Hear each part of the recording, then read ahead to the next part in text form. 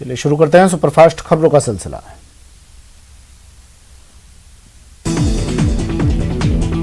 Gehlot cabinet की बैठक में लॉकडाउन बढ़ाने पर सहमति बनी है। साथ ही बैठक में मृतकों के परिजनों को आर्थिक पैकेज देने पर भी चर्चा हुई। एक वर्चुअल कॉन्फ्रेंस में शिक्षा मंत्री गोविंद सिंह डोटासरा ने बताया कि शिक्षकों की लंबित मांगों का जल्द समाधान होगा और वहीं कोरोना काल में बच्चों की पढ़ाई का भी नुकसान नहीं होगा।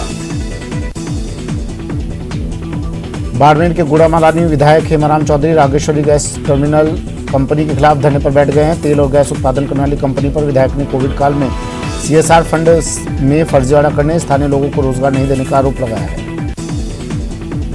बीजेपी के राष्ट्रीय अध्यक्ष JP नड्डा की पार्टी के मुख्यमंत्रियों को चिट्ठी लिखी है। इस चिट्ठी में उन्होंने मोदी सरकार के 7 साल पूरा होने पर कोई कार्यक्रम नहीं करने की अपील की है। कांग्रेस नेता राहुल गांधी ने एक बार फिर PM नरेंद्र मोदी पर निशाना साधा। उन्होंने देश में कोरोना के साथ साथ बढ़ रही ब्लैक फंगस महामारी के लिए केंद्र सरकार के कुशासन को जिम्मेदार ठहराया है। कांग्रेस के अंतरिम अध्यक्ष सोनिया गांधी ने PM मोदी को पत्र लिखकर आयुष्मान भारत और अन्य स्वास्थ्य बीमा योजनाओं के तहत ब्लैक फंगस को भी कवर करने का अनुरोध किया है। साथ ही इसके इलाज के लिए बाजार में एन्फोटेरिसिन B दवा की भारी कमी पर कार्रवाई करने की मांग की है।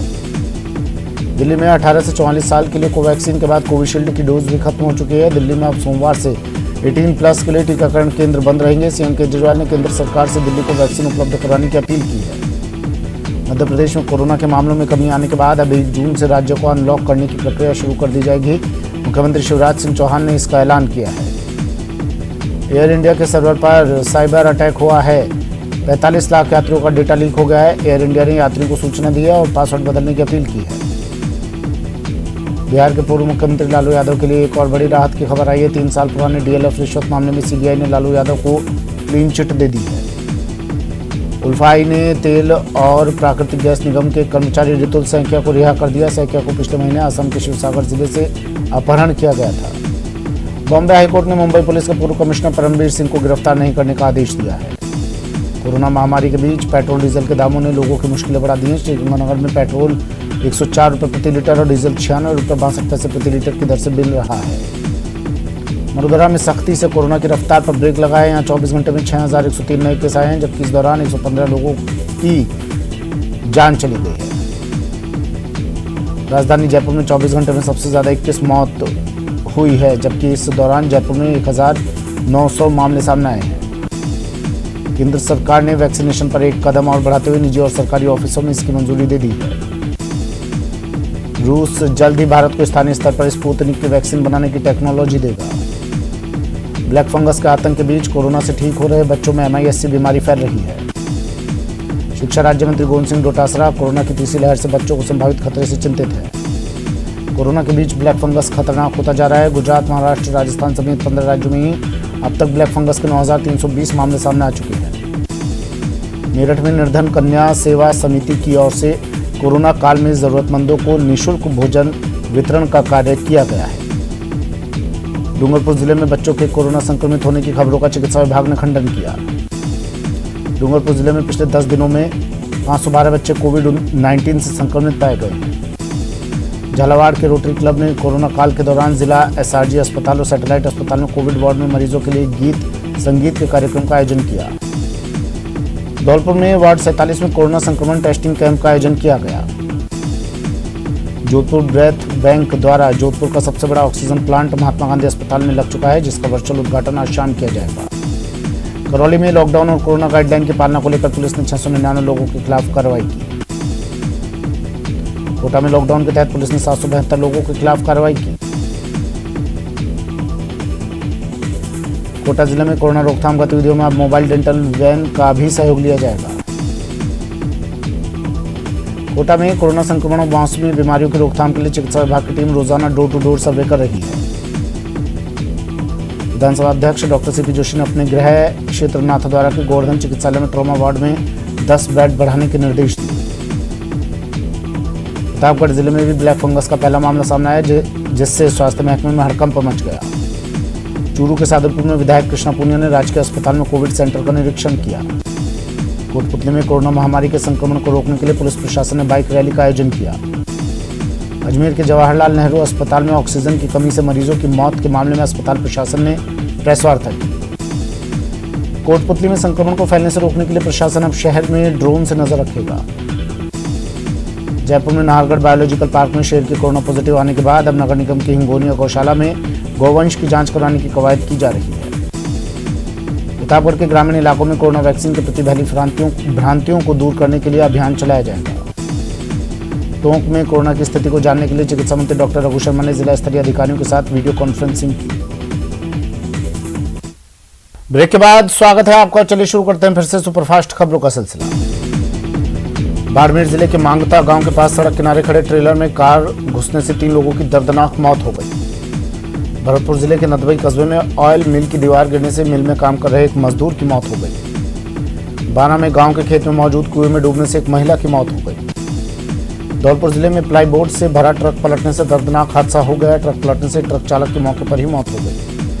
धौलपुर में अवैध शराब के कारोबार का भंडाफोड़ करते हुए 4 आरोपियों को गिरफ्तार किया गया। अजमेर के चटाई मोहल्ले में एक पुरानी इमारत का एक हिस्सा भरभरा कर नीचे गिर गया, जिससे इमारत के नीचे खड़ा लोडिंग टेम्पो क्षतिग्रस्त हो गया। जोधपुर में देर रात तेज हवा के साथ बारिश का दौर शुरू हुआ। भरतपुर सांसद रंजीता कोहली ने भरतपुर के कामा क्षेत्र का दौरा किया। इस दौरान उन्होंने प्राथमिक स्वास्थ्य केंद्र का निरीक्षण किया। चूरू के सुजानगढ़ में किसानों का धरना उपखंड कार्यालय पर 158वें दिन भी जारी रहा। श्रीगंगानगर के रायसिंह नगर के गांव में कोरोना से 3 दिनों में 2 भाइयों की मौत हो जाने से ग्रामीणों में डर का माहौल बना हुआ है। जयपुर में ग्रेटर नगर निगम ने विद्याधर नगर जोन में कार्रवाई करते हुए करोड़ों की जमीन को अतिक्रमण मुक्त करवाया। जयश्री पेरीवाल स्कूल के ऑनलाइन क्लास के दौरान पोर्न वीडियो चलने के मामले में बाल अधिकार संरक्षण आयोग ने स्कूल प्रशासन को अगले 24 घंटे में दोषियों के खिलाफ कार्रवाई करने के लिए कहा है। सिरोही में आबू रोड इलाके में अवैध निर्माण को लेकर अब प्रशासन सख्त हो गया। यूआईटी की ओर से आबू रोड तलहटी क्षेत्र में बिना स्वीकृति बन रहे निर्माण को ध्वस्त किया। झालावाड़ जिला कलेक्टर हरिमोहन मीणा अकलेरा मनोहर थाना क्षेत्र के दौरे पर रहे। इस दौरान उन्होंने क्षेत्र के अधिकारियों की बैठक लेकर कोरोना महामारी संक्रमण को रोकने के लिए आवश्यक दिशा निर्देश दिए। टोंक जिले के अलीगढ़ थाने के थानाधिकारी ने हेड कांस्टेबल की मदद से दहेज प्रताड़ना के मामले में आरोपी से 25,000 रुपए की रिश्वत की मांग की। बांसवाड़ा के सूरापाड़ा गांव में भतीजे ने चाचा की हत्या की वारदात को अंजाम दिया। करौली के कैमला गांव में दिन दहाड़े बीच सड़क एक युवक का महिला से मारपीट करने का वीडियो सोशल मीडिया पर वायरल हो रहा है। अलवर में पुलिस ने नशे के खिलाफ कार्रवाई करते हुए 52 ग्राम गांजे के साथ एक तस्कर को गिरफ्तार किया है। बीकानेर के नोखा में ट्रेन की चपेट में आने से एक युवक की मौत हो गई। धौलपुर में नेशनल हाईवे 11 पर एक वाहन ने बाइक चालक को टक्कर मार दी। धौलपुर में पुलिस ने नशे के खिलाफ कार्रवाई करते हुए 350 ग्राम गांजे के साथ एक आरोपी को गिरफ्तार किया। करौली के इंदौर में शराब की दुकान को बंद करवाने के दौरान हुए हमले के मामले में पुलिस ने 4 लोगों को गिरफ्तार किया। धौलपुर के इलाके में काम करने गए एक हलवाई की ट्रैक्टर की टक्कर से मौत का मामला सामने आया है। धौलपुर में पुलिस ने शराब ठेके में चोरी की वारदात का पर्दाफाश किया और 3 आरोपियों को गिरफ्तार किया। कोटपुतली में पुलिस ने कार्रवाई करते हुए ट्रांसफार्मर चोरी करने वाली गैंग का खुलासा किया और 3 आरोपियों को गिरफ्तार किया। सीकर जिले की पुलिस ने नाबालिग लड़की का अपहरण करने वाले आरोपी को गिरफ्तार कर लिया। दौसा के विज्ञान नगर थाना इलाके में 18 मई की रात को गाड़ी में आग लगने से झुलसे युवक की मौत हो गई। डूंगरपुर जिले की बिछीवाड़ा थाना पुलिस ने बड़ी कार्रवाई को अंजाम दिया। पुलिस ने नाकेबंदी के दौरान एक कार से 4.5 करोड़ रुपए का कैश बरामद किया। अजमेर में बेशक 6 दिन में कोरोना केस में तेजी से गिरावट दर्ज हुई, लेकिन लापरवाही अभी भी जारी है। बाड़मेर में अवैध मादक पदार्थों के खिलाफ आबकारी विभाग ने बड़ी कार्रवाई करते हुए 390 कार्टन अवैध शराब जब्त करने में सफलता हासिल की। डूंगरपुर में डीएसटी टीम ने गुजरात बॉर्डर पर शराब तस्करी करते हुए कार चालक को गिरफ्तार कर 33 कार्टन शराब जब्त की। अलवर के लक्ष्मणगढ़ में मामूली बात को लेकर विवाद इतना बढ़ गया कि गोठड़ी गुरु गांव में 2 गुटों में खूनी संघर्ष हो गया। भरतपुर के उच्चैन थाना क्षेत्र के गांव बारह माफी में मां की मौत के जिम्मेदार 2 बेटों को पुलिस ने गिरफ्तार कर लिया। राजसमंद के देलवाड़ा में करंट लगने से एक तेंदुए की मौत हो गई। पूर्व उप मुख्यमंत्री और टोंक विधायक सचिन पायलट ने जिले के सबसे बड़े सरकारी सादत कोविड अस्पताल में उपकरणों के लिए 1 करोड़ रुपए की राशि स्वीकृत की। वन एवं पर्यावरण मंत्री सुखराम विष्णु ने सांचौर स्थित राजकीय आयुर्वेद औषधालय का निरीक्षण किया। अजमेर के जेएलएन अस्पताल में अस्पताल प्रशासन की लापरवाही से हुई कोरोना संक्रमितों की मौत के मामले में विधायक अनीता बघेल ने जिला कलेक्टर को ज्ञापन सौंपा। हनुमानगढ़ जंक्शन की धान मंडी से गेहूं उठाव के लिए बारदाना को लेकर व्यापारियों और एफसीआई अधिकारियों में विवाद हो गया। राजसमंद में अचानक मौसम का मिजाज बदलता नजर आया, जिसके चलते जिले में तेज हवाओं के साथ चने के आकार के ओले गिरने लगे। जयपुर ग्रेटर नगर निगम ने शहर के सभी हॉस्पिटल्स और कोरोना टीकाकरण केंद्रों के बाहर विशेष सफाई अभियान शुरू किया। बांसवाड़ा में सहकारी उपभोक्ता भंडार संपूर्ण लॉकडाउन के दौरान राशन सामग्री के साथ साथ शहरी इलाकों में घर घर जाकर उपभोक्ताओं को आम भी बेचेंगे। केंद्रीय मंत्री अर्जुन मेघवाल बीकानेर के महाजन हॉस्पिटल पहुंचकर वहां की स्थिति का जायजा लिया। बीकानेर में जरूरतमंद परिवारों को नगर निगम की ओर से निःशुल्क भोजन उपलब्ध करवाया जा रहा है। उच्च शिक्षा मंत्री भंवर सिंह भाटी शनिवार को बीकानेर के देशनोक दौरे पर रहे, जहां उन्होंने 500 जरूरतमंदों को राशन किट वितरित की।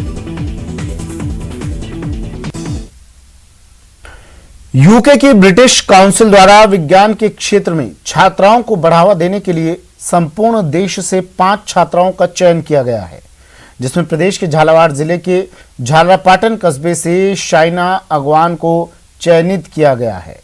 ब्रिटिश काउंसिल द्वारा शाइना को 15 महीने रिन्यूएबल एनर्जी कोर्स में MS के लिए 40 लाख रुपए की स्कॉलरशिप दी गई है, जिसमें शाइना का वीजा, ट्यूशन फीस, रहने से लेकर आने जाने और पढ़ाई जैसे खर्चे काउंसिल द्वारा उठाए जाएंगे।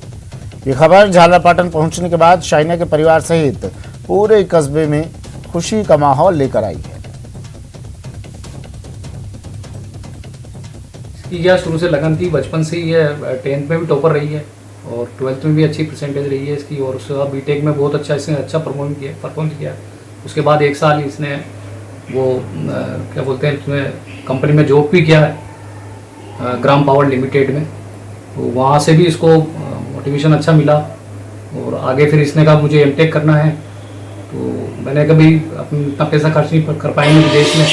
तो उसके बाद फिर इसने कहा भाई मैं फुली जो स्कॉलरशिप है उसके लिए आवेदन कर देती हूँ, और अल्लाह के हिसाब अल्लाह के करम से मतलब इसका सिलेक्शन हो गया।